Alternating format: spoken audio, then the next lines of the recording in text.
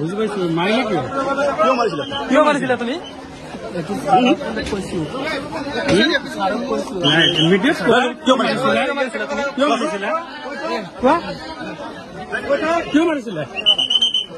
এজন যুৱতীয়ে কলেজীয়া যুৱতীক যিহেতু মানে যেনেকে ধৰণৰ ডাইৰেক্ট দিন দুপৰতে মাৰা কৰিছে মোৰতো এনেকুৱা অনুভৱ হৈছে যদি এই ল'ৰাটোকে কেনেবাকে যদি বেল পায় তেতিয়া অহাৰ পিছত তেওঁতো মানে ৰাতি কিমান মানুহক মানে হত্যা কৰিব তেওঁ ভয় নকৰে।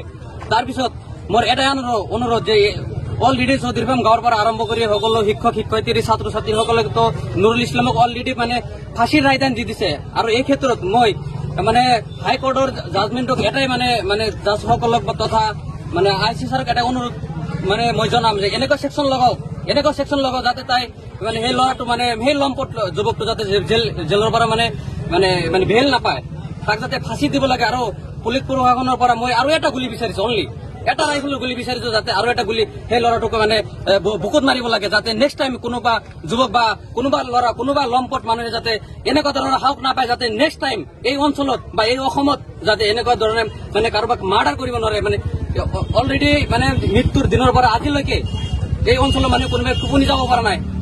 2 দিনমান আগত সেই ছোৱালীজনী আমাৰ সন্মুখেদি কলেজত গৈ আছিল, কিন্তু আজি সেই ছোৱালীজনী মানে দিন দুপৰীতে দিনৰ 12টা বজাতে মাৰ্ডাৰ কৰি থৈ গ'ল।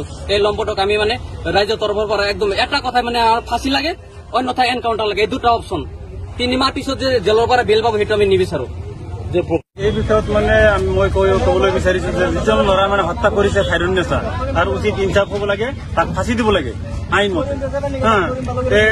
আমাৰ মানে যিটো মানে ছোৱালীজনীক হত্যা কৰিছে তাকৰ দ্বাৰা হত্যা কৰিছে, মোৰ সন্দেহ আৰু এজন ল'ৰা আছে তাৰ লগত, কিন্তু ইয়াতে এজন ল'ৰা বুলি কৈ গৈছে, কিন্তু মোৰ সন্দেহ আৰু এজন ল'ৰা আছে তাতে জড়িত, এজনে কেতিয়াও মাৰিব পৰা নাই।